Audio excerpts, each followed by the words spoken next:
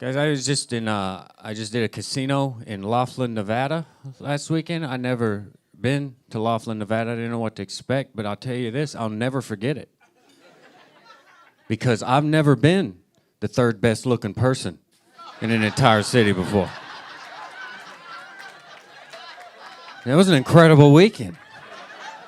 Never felt like that before. They were asking me questions. They're like, "What's that on your arms?" I was like, "Those are sleeves." I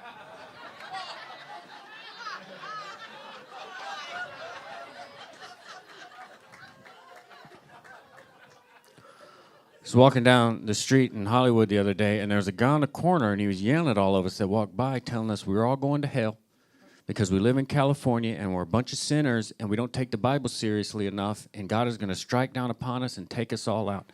And there was a guy across the street from him yelling at him, telling him he's an idiot, and he needed to go home and shut up. And no one believes in the Bible. It's a bunch of made-up stuff. And I don't know who won the fight. Because, yeah, if you take the stories of the Bible literally, they're pretty out there. It's kind of hard to get on board with that. But on the flip side, the state of California does just catch on fire.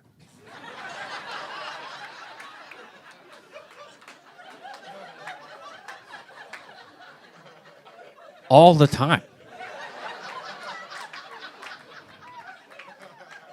Guys, I've been to every other state, and none of them just combust 5 times a year. I don't know what we need to change, but something needs to change.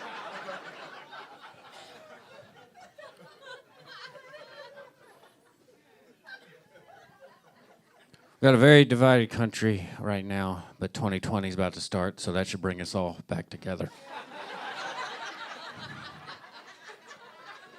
You've probably heard this your whole life, and I've heard it my whole life, is that the world would be a much better place if everyone could just express themselves.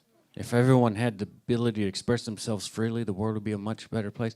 Well, we've had social media for about 10 years now, and everyone has the ability to express themselves. What do you think?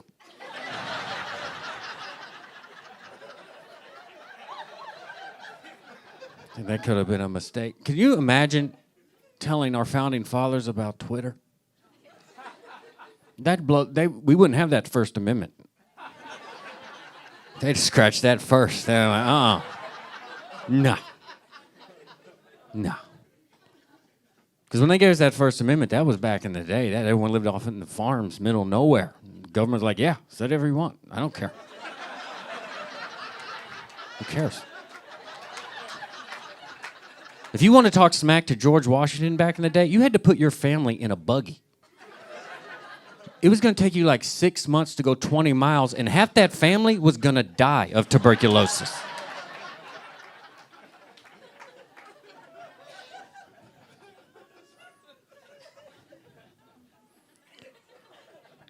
Me and my wife had a kid. We had a kid. We still have it. Still have it. He's about to turn 4, so I guess we're committed to this thing. This is my first kid. I was an only child. I don't have any kid experience before this, so I always get yelled at for stuff, not knowing what to do. I don't agree with all of them. When he was 7 months old, I was feeding him a bottle on the couch. And my wife walked in, and she flipped out on me. She's like, "What are you doing? What are you doing?" I say, I'm keeping it alive.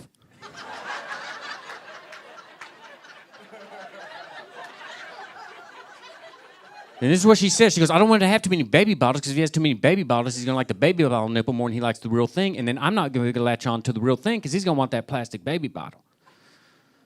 And I was like, "We don't have anything to worry about then. Because no son of mine is going to prefer a plastic baby bottle nipple to the real thing. No son of anybody. I tried it just to be sure. It's not even close. And if it was close, you wouldn't be able to keep baby bottles on the shelves. Every lonely guy in America would be buying up all the baby bottles. You ladies would be buying your own drinks. That'd be hard to compete with, ladies, because we could put our drink of choice in a baby bottle, have a little reward as we go. Last time I checked, you can't shoot Dr. Pepper out of your tits. But if you can, please meet me after the show right over here. My wife gave me a pass. She said, if you find that, you gots to do it.